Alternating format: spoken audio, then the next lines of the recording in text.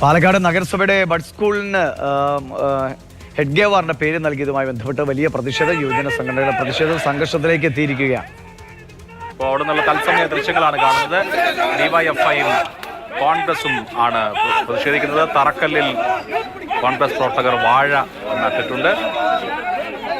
ഈ സംസ്ഥാനത്ത് BJP ഭരിക്കുന്ന നഗരസഭകളിൽ ഒന്നാണ്, 2 നഗരസഭകളിൽ ഒന്നാണ് പാലക്കാട്. ആ പാലക്കാടാണ് അവിടെ നഗരസഭയുടെ നേതൃത്വത്തിൽ തുടങ്ങിയ ബഡ് സ്കൂളിന് RSS സ്ഥാപകൻ കേശവ് ബൽറാം ഹെഡ്ഗേവാറിന്റെ പേരിട്ടത്. ഇതിനെ തുടർന്നാണ് അവിടെ യൂത്ത് കോൺഗ്രസും ഡിവൈഎഫ്ഐയും പ്രതിഷേധിക്കുന്നത്.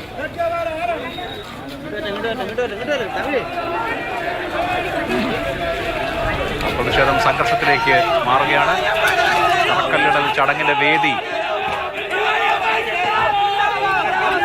വിവിധ രാഷ്ട്രീയ പ്രവർത്തകർ, ഡിവൈഎഫ്ഐയുടെയും കോൺഗ്രസിന്റെയും പ്രവർത്തകർ കയ്യേറുകയാണ്.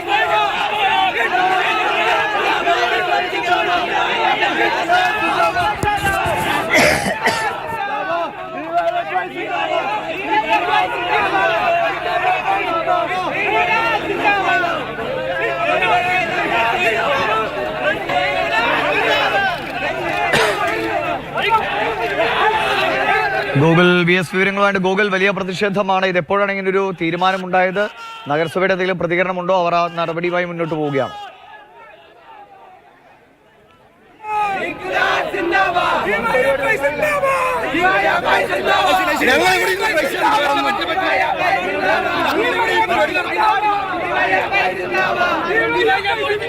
ഗൂഗിൾ കേൾക്കാമോ?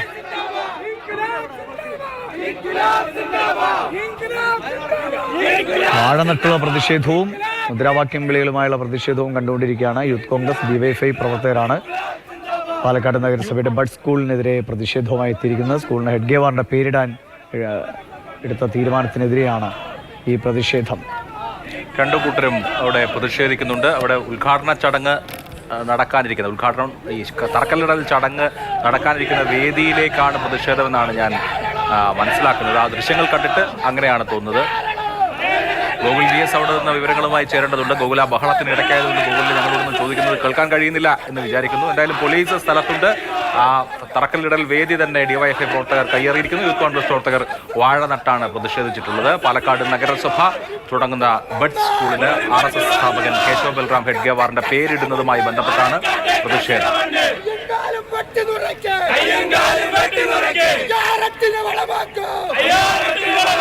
കനത്ത പോലീസ് സന്നാഹം അവിടെ ഉണ്ട്. ഡിവൈഎഫ്ഐ പ്രവർത്തകരെയും യൂത്ത് കോൺഗ്രസ് പ്രവർത്തകരെയും തടയാൻ പോലീസ് ശ്രമിക്കുന്നുണ്ട്.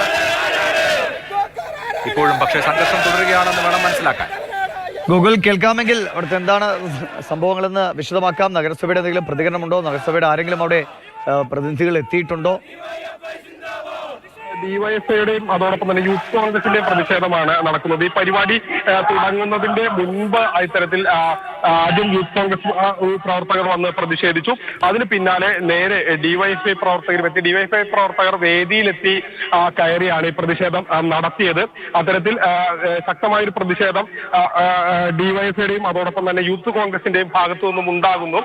യൂത്ത് കോൺഗ്രസ് പ്രവർത്തകർ വേദിയിലേക്ക് എത്തുകയും അവിടെ വെച്ച് പ്രതിഷേധം നടത്തുകയുമാണ് ഉണ്ടായത്. ഡിവൈഎഫ്ഐയുടെ പ്രതികരണം കൂടി നമുക്ക് ലഭ്യമാവുന്നുണ്ട്. നവോത്ഥാന സമിതികളുമായോ യാതൊരു നിലക്കും ബന്ധവുമില്ലാത്ത RSS എന്ന് പറയുന്ന ഈ ഫാസിസ്റ്റ് വർഗീയ സംഘടനയ്ക്ക് രൂപം നൽകി എന്നതിൽ കവിഞ്ഞ് ചരിത്രത്തിൽ എവിടെയും അടയാളപ്പെടുത്താതെ പോയ ഈ രാജ്യത്തിൻ്റെ ഏറ്റവും വലിയ ഒറ്റുകാരുടെ സേനയ്ക്ക് ജന്മം നൽകിയ ഹെഡ്ഗേവാർ എന്ന് പറയുന്ന RSS സ്ഥാപകന്റെ പേരാണ് ഈ ഭിന്നശേഷി സ്ഥാപനത്തിന് നൽകാൻ വേണ്ടി തീരുമാനിച്ചിരിക്കുന്നത്.